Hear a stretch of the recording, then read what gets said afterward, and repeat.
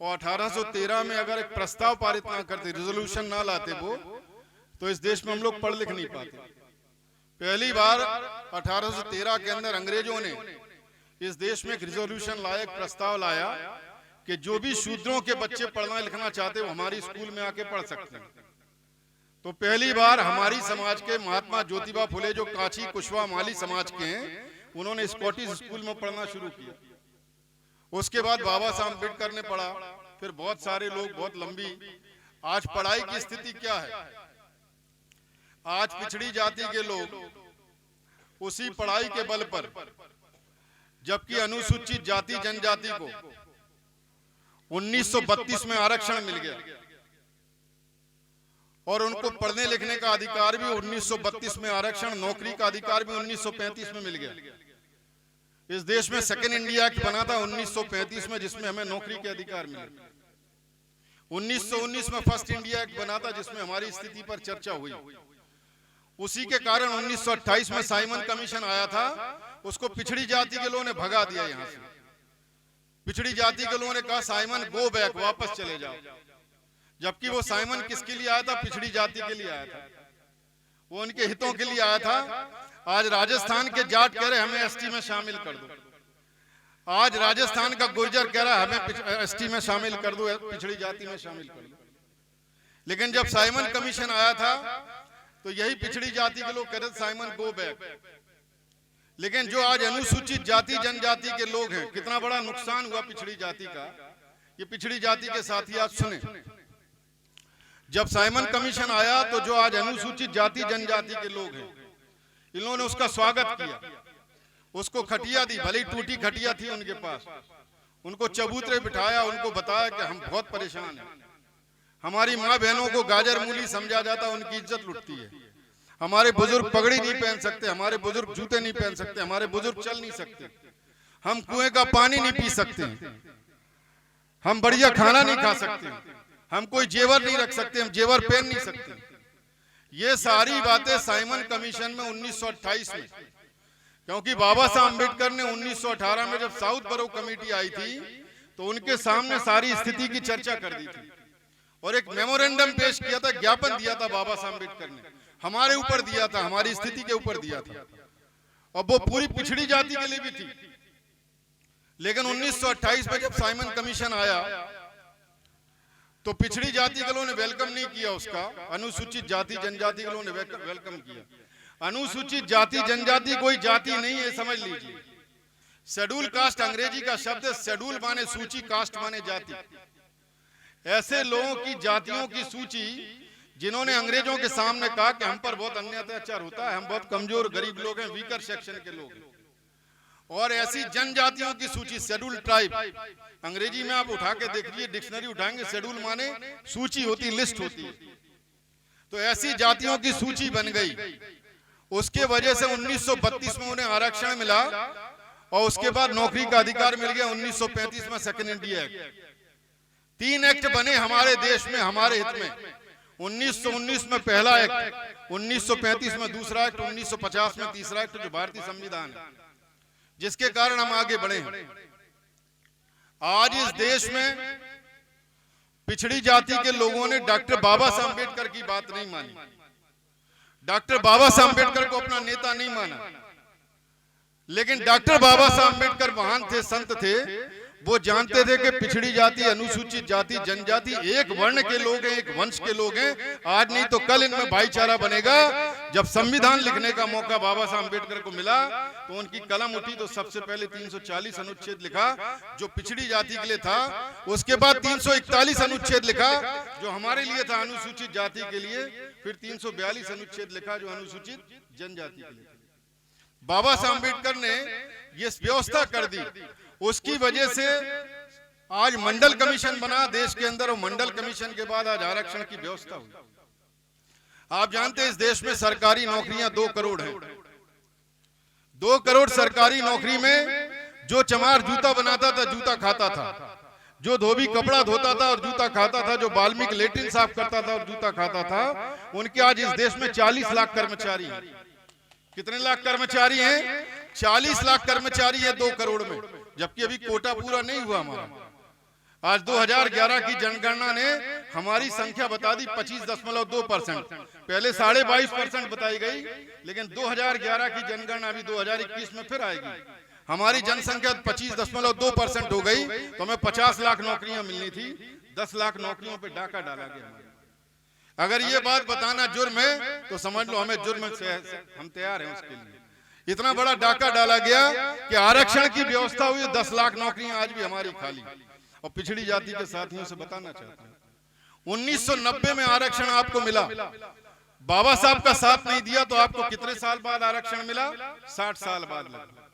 और 60 साल बाद आरक्षण मिला, आज लगभग 32 साल हो गए आरक्षण लागू हुए, लेकिन पिछड़ी जाति को 52% के हिसाब से, 52% भी आबादी नहीं है पिछड़ी जाति की। ये तो 1931 की जनगणना के आधार पर बिंदेश्वरी प्रसाद मंडल, जो बीपी मंडल है, जो मंडल आयोग के अध्यक्ष थे, बहुत विद्वान थे, यादव समाज के थे, बिहार के मधेपुरा के बहुत बड़े आदमी थे, बहुत स्कॉलर थे। उन्होंने लिखा किसके आधार पर हमें 52% बताया पिछड़ी जाति को, क्योंकि उनके पास जनगणना का कोई आधार ही नहीं था। 1931 की जनगणना थी, 1931 तक जनगणना हुई है पिछड़ी जाति की भी, लेकिन उसके बाद पिछड़ी जाति कभी जनगणना नहीं हुई। और आप जानकर ताज्जुब करेंगे, 42 पॉइंट की जनगणना होती है, लेकिन उसमें पिछड़ी जाति के लोगों की जानवर की जनगणना होती है। अगर आज मुझसे आप पूछेंगे कि नवल चौधरी के पास कितनी जमीन है, कितना बड़ा मकान है, कितने जानवर हैं, कितने लोग नौकरी पे हैं, अभी 2 मिनट गूगल में देख के मैं बता दूंगा। पूरे 5,76,000 गांव के बारे में बता दूंगा और पूरे शहरों बता दूंगा, लेकिन अगर ये पूछो कि वो किस जाति का, तो वो नहीं निकाल पाएंगे। जानवर की जनगणना हो रही, लेकिन पिछड़ी जाति के लोगों की जनगणना नहीं हो रही है। इतनी बड़ी बदमाशी देश में चल रही है। पूरे बिहार के अंदर सारी पार्टी के नेताओं ने इकट्ठे होकर देश की सरकार से ये मांग की। तो मैं आपको बताना चाहता हूं कि 90 में आरक्षण मिला, 32 साल बाद आपको आरक्षण मिला, और 32 साल बाद आरक्षण मिला तो 27% आरक्षण मिला। अनुसूचित जाति जनजाति को उनकी आबादी के हिसाब से सन 32 में 22.5% मिल गया, लेकिन पिछड़ी जाति को आबादी के हिसाब से अगर 52% ही मान लो, मंडल कमीशन में जो लिखा है, आज तो पिछड़ी जाति की जनगणना अगर हो जाए तो पिछड़ी जाति 65 और 70% निकलेगी देश में। इतनी बड़ी बिरादरी है, लेकिन ये जनगणना इसलिए नहीं करा रहे कि पोल खुल जाएगी। हम किसी जाति के खिलाफ नहीं, मैं ठाकुर ब्राह्मण बनियों से भी कहना चाहता हूं, आपके खिलाफ नहीं है। हम किसी जाति के खिलाफ नहीं, हम जातिवाद के खिलाफ है, व्यवस्था के खिलाफ है, हमारी लाई व्यवस्था के खिलाफ है। जब देश में आरक्षण 22.5% हमें मिला, आज 25.2% आबादी है, तो देश की 2 करोड़ नौकरी में 50 लाख नौकरी हमें मिलनी थी, 40 लाख में मिली। 27% आरक्षण ही लागू हुआ है, मान लिया जाए तो 27% के हिसाब से 2 करोड़ में कितनी नौकरी मिलनी थी पिछड़ी जाति को? कम से कम 54 लाख। और आप जानते कितनी नौकरी मिली? सिर्फ 24 लाख। 24 लाख नौकरियां इस देश में पिछड़ी जाति के पास। और बाबा साहब अम्बेडकर की बात मानने से जो सबसे ज्यादा छोटी जाति के लोग थे, नीची जाति के लोग थे, आज ब्राह्मणों के बाद इस देश में सबसे ज्यादा कलेक्टर एसपी अनुसूचित जाति जनजाति के हैं और चमार बिरादरी के। मतलब ठाकुर बनियों के भी नहीं होंगे इतने बड़े पैमाने पर। ब्राह्मणों के बाद सबसे ज्यादा कलेक्टर एसपी अगर किसी की जाति के हैं तो अनुसूचित जाति के हैं। ये कैसे परिवर्तन होगा, इस बात को आपको समझना होगा। आरक्षण क्या चीज है? आरक्षण कोई जातिवाद नहीं है, आरक्षण कोई भीख नहीं है। आरक्षण तो मैटर ऑफ पार्टिसिपेशन है, भागीदारी का मामला है। भागीदारी तो इस देश में, हम इस देश के रहने वाले, हम यहाँ के मूल निवासी हैं। यहाँ की जमीन पर अगर पिछड़ी जाति के लोग 65% है तो 65 जमीन पर उनका कब्जा होना चाहिए। अगर अनुसूचित जाति जनजाति के लोग 25% है तो 25% जमीन पर उनका कब्जा होना चाहिए। जितना व्यापार है इस देश में, उस व्यापार पर भी इतना हिस्सेदारी उनकी होना चाहिए। राजनीति में उनकी हिस्सेदारी होना चाहिए। इस देश, दुनिया की 4-5 ताकतें होती हैं, दुनिया में 5 के अलावा छठवीं कोई ताकत नहीं होती। ये 5 ताकतें जिन कौमों के पास नहीं, वो कौम कमजोर है, और ये 5 ताकत जिनके पास है वो ताकतवर है। ये 5 ताकतें कौन सी हैं? इन 5 ताकतों को लेने की कोशिश हमें करना है। कौन सी 5 ताकतें हैं? एक तो है फ्यूडल पावर, माने सामंती ताकत, जमीन जायदाद की ताकत। एक है इकोनॉमिकल पावर, माने धन की ताकत, व्यापार की ताकत। और एक है ब्यूरोक्रेटिक पावर, यानी नौकरी की ताकत। आप जानते नौकरी कितनी बड़ी ताकत है। अभी मैं आपको एक उदाहरण देना चाहता हूं, आपको जानकर ताज्जुब होगा, पिछड़ी जाति के लोग सुने। इस देश में, फिर मैं आगे बताऊं, चौथी ताकत भी बता देता हूं। चौथी ताकत जो है कल्चरल पावर है, और पांचवी है पॉलिटिकल पावर, जो दुनिया की सबसे बड़ी ताकत है। इस ताकत के बारे में बाबा साहब अम्बेडकर ने कहा है कि political power is the master key by which you can open each and every lock. अगर आपको अपनी जिंदगी की किसी भी समस्या का ताला खुलवाना है तो पॉलिटिकल पावर मास्टर चाबी है। जिस दिन इस देश के बहुजन समाज के हाथ में ये मास्टर चाबी आ जाएगी तो जितनी भी समस्याएं उन सब के ताले आप खोल सकते हैं, क्योंकि मास्टर चाबी है। और जिनके हाथ में पॉलिटिकल पावर है, इसको और एक उदाहरण समझिए। एक हमारे संत चांडाल बिरादरी के पैदा हो गए। अब देखिए, हम थोड़ा सा कहेंगे तो लोग कहेंगे जातिवाद पे बोल रहे हैं। इस देश में सुअर को भगवान बना दिया गया। जो आदमी की टट्टी खाता है वो वारा अवतार है इस देश में, लेकिन आदमी को चांडाल बना दिया गया। पश्चिम बंगाल में एक जाति है चांडाल बिरादरी, और बहुत स्वर्णिम इतिहास है उनका। उससे बेहतरीन बिरादरी आपको बहुत कम मिलेगी। बाबा साहब अम्बेडकर को 1946 में जिताकर उन्हीं ने भेजा वहां से। बाबा साहब जिस जाति के थे, महार जाति के, वो महारों ने तो बाबा साहब को कभी नहीं जिताया, लेकिन पश्चिम बंगाल की चांडाल बिरादरी में संविधान सभा में पहुंचाने के लिए वहां के चंडालों ने 1936 में पहुंचाया था बाबा साहब अम्बेडकर को। ऐसी बिरादरी है जिस बिरादरी में गुरुचांद ठाकुर, हरिचांद ठाकुर नाम के लोग पैदा हुए। ठाकुर मतलब चांडाल है वहां पर। हरिचांद ठाकुर पिता थे, गुरुचांद ठाकुर उनके बेटे थे। गुरुचांद ठाकुर ने क्या कहा कि जे जाते राजा नहीं, ते जाते ताजा नहीं। बाबा साहब की बात कही कि जिस समाज का राजा नहीं होता वो समाज कभी ताजा नहीं होता, और जे जाते दल नहीं, ते जाते बल नहीं। जिस समाज का संगठन नहीं होता वो समाज कभी बलवान नहीं होता, और जिसका दल नहीं तो उसका कोई बल नहीं, तो उसकी समस्या का कोई हल नहीं। तो बाबा साहब अम्बेडकर ने राजनीति की ताकत को सबसे बड़ी ताकत बताया था। राजनीति की ताकत हमारे पास नहीं है। राजनीति की ताकत हमारे पास नहीं होने पर एक इतना बड़ा मजाक हुआ इस देश में, वो आपको बताना चाहता हूं। इस देश में लगभग 40 केंद्रीय विश्वविद्यालय हैं। उस 40 केंद्रीय विश्वविद्यालय में 1990 में आरक्षण लागू हो गया पिछड़ी जाति को। आज 32 साल हो गए। 1990 से लेकर 1 अप्रैल 2020 तक एक भी प्रोफेसर, एसोसिएट प्रोफेसर नहीं भरेगा। मेरी बात सुनना पिछड़ी जाति के साथियों, पिछड़ी जाति के साथी सुने कि 1 अप्रैल 2020 तक, मतलब 1930 में आरक्षण लागू हुआ, 1990 में, और 90 से लेकर 20 तक कितने साल हो गए? 30 साल। 30 साल में एक भी प्रोफेसर नहीं, एक भी एसोसिएट प्रोफेसर नहीं। फिर सरकार को शायद दया आ गई पिछड़ी जाति पे, और दया कितनी आई वो भी देख लो, कितना बड़ा मजाक उड़ाया। दया कितनी आई? 1 अप्रैल 2020 को जगह भरी गई। प्रोफेसर की जगह पिछड़ी जाति की होनी थी 2499। जो बैकलॉग हो गया वो कितना हो गया? 2499। पिछड़ी जाति के प्रोफेसर कितने भरने थे 1 अप्रैल 2020 में? 2499। कितने भरे गए? 9। 2020 में पूरे देश में पिछड़ी जाति के इतने स्कॉलर हैं, इतने लोग हैं, इतनी बड़ी बड़ी डिग्रियां हैं। 1 करोड़ लोग तो इंस्टीट्यूशंस में अभी पढ़ रहे हैं, और पूरे देश में 1 करोड़ से ऊपर पढ़े लिखे लोग, पिछड़ी जाति के बड़ी बड़ी डिग्री वाले लोग पूरे देश में। लेकिन कितने लोग भरे गए? इनको मतलब 2499 प्रोफेसर नहीं मिले। 30 साल बाद होश भी आया सरकार को, तो कितना होश आया? ये सिर्फ 9 प्रोफेसर भरे, और एसोसिएट प्रोफेसर 5011 भरने थे 1 अप्रैल 2020 को। कितने भरे गए? सिर्फ 38। 5011। आज पिछड़ी जाति के प्रोफेसर और एसोसिएट प्रोफेसर देश की सबसे अच्छी विश्वविद्यालय, केंद्रीय विश्वविद्यालय में अगर होते तो उनके बेटों के साथ वहां अन्याय होता? नहीं होता। तो पॉलिटिकल पावर कितनी बड़ी ताकत है।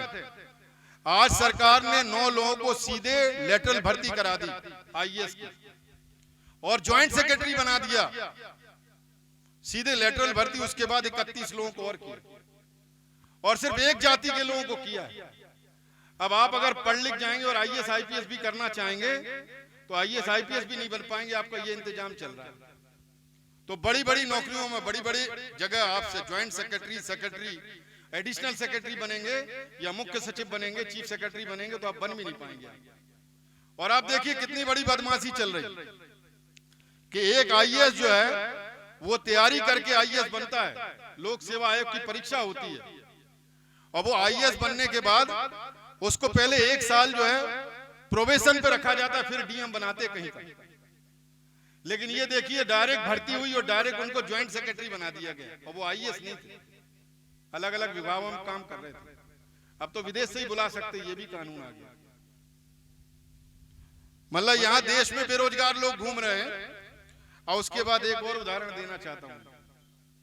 1 जुलाई 2019 को सेक्रेटरी, एडिशनल सेक्रेटरी और ज्वाइंट सेक्रेटरी की भर्ती हुई। इसको सुनिए आप। इसमें सेक्रेटरी 89 हैं देश में, और 89 में 1 एससी का है, 3 एसटी का, ओबीसी 1 भी नहीं। देश की सरकार चलाने में ओबीसी का 1 भी भाई नहीं। 1 जुलाई 2019 तक। उसके बाद एडिशनल सेक्रेटरी 93 है। 93 में 6 एससी के, 5 एसटी के, ओबीसी का 1 भी नहीं। उसके बाद ज्वाइंट सेक्रेटरी जो और छोटी पोस्ट है, 275 है, 13 एससी के, 9 एसटी के, 19 ओबीसी के। जिसकी बहुत बड़ी आबादी है उसके 275 में 19 हैं। अगर 27% आरक्षण ही मिला लो तो 100 में 27 होते हैं, तो 200 में कितने होते? 54, और 275 में 19 है। बहुत सारी बदमाशी हैं। मैं आपको बताना चाहता हूं साथियों, इन सब से छुटकारा कैसे मिलेगा? इन सब से छुटकारा सिर्फ एक ही चीज से मिल सकता है। हम क्या करते हैं कि उन्होंने यहाँ पे खड़ी व्यवस्था बना दी है जाति की, तो हम लोग खुश हैं अपने अपने घर में। चमार सोचता ठीक है, हमसे नीचे तो धोबी है, वाल्मीकि है, बरार है, कठेरिया है, और चमार के ऊपर खटीक सोचता हम तो चमार से बड़े हैं भाई। ऐसे जो है यादव, कुर्मी, लोधी, गुजर, जाट, तेली, तमोली, कुशवा, पाल, ऐसे सब एक दूसरे को बड़ा बनाने में लगे। खड़ी व्यवस्था बना दी उन्होंने। और बाबा साहब अम्बेडकर ने 1948 में लखनऊ के अंदर कहा था क्या पिछड़ी जाति, अनुसूचित जाति, जनजाति के लोगों, अगर तुम रोटी बेटी के संबंध नहीं कर पा रहे तो मत करो, लेकिन अपने अधिकारों के लिए एक मंच पे आ जाओ। जब भी कोई एससी पे बात आए, एसटी पे बात आए, पिछड़े बात आए, तो सारे लोग इकट्ठे होकर उसका विरोध करो और अपने अधिकार लेने का काम करो। ये बाबा साहब अम्बेडकर ने 1948 में कह दिया था। जबकि हम लोग एक वर्ण और एक वंश के लोग हैं। मैं किसी जाति के खिलाफ नहीं बोल रहा हूं, लेकिन मैं आपसे एक बात बताना चाह रहा हूं कि अगर हमारे घर में डाका पड़ जाए तो हम डकैती की चर्चा भी ना करें, हम मुकदमा भी ना लिखवाएं। तो अगर सच कहना बगावत है तो समझो हम बागी हैं। इसलिए मैं आपको बताना चाहता हूं, हमारे जितने संत हुए, चाहे संत रविदास जी, चाहे संत कबीर, चाहे गुरु चोखा मेला, चाहे स्वामी अछूतानंद जी, मतलब जितने संत हुए, इतने संत हुए, अगर गिनाऊंगा तो संतों के नाम गिनाने में लंबा समय हो जाएगा। उन सब संतों ने एक ही बात कही है कि जाति का समूल नाश करो, जाति को खत्म करो। जाति वैसे खत्म नहीं कर रहे तो लोधी लोधी में शादी करे, धोबी धोबी में करे, चमार चमार में करे, चलो ठीक है, वहां तक जाति बनाए रखे। लेकिन अगर लोधी पे कोई दिक्कत हो जाए तो चमार, धोबी, कोरी, खटीक, बरार सब इकट्ठे हो जाओ। चमार पे हो जाए तो कोरी आ जाए। और ये हो जाओ, इसके साथ साथ जिस दिन लोधी समाज के लोग संत रविदास जयंती मनाने लगेंगे, और जिस दिन चमार बिरादरी के लोग अवंतीबाई लोधी मनाने लगेंगे, ऐसा पूरे देश के अंदर जितने महापुरुष पैदा हुए उस जाति के लोग ना छोड़ के दूसरी जाति के लोग मनाने लगेंगे। और जब भी आप कार्यक्रम करेंगे तो उस कार्यक्रम में आप पिछड़ी जाति के लोगों को जरूर बुलाएंगे, तो समझ लो जातिवाद धीरे धीरे कमजोर होगा, नहीं तो आप ताकतवर होते जाएंगे। आज आपने माननीय प्रीतम लोधी को बुलाकर बहुत अच्छा काम किया। हमें जो भी कार्यक्रम करना है वो कार्यक्रम एक जाति का नहीं लगना चाहिए, क्योंकि यही तो वो चाहते हैं कि चमार जो है संत रविदास जी की जयंती मनाए, लोधी अवंतीबाई की मनाए, कोरी कबीर साहब की मनाए, धोबी जो है गाडगे महाराज की मनाए। यही तो वो चाहते हैं कि आप बटे रहो। इसलिए आपको इसको खत्म करना।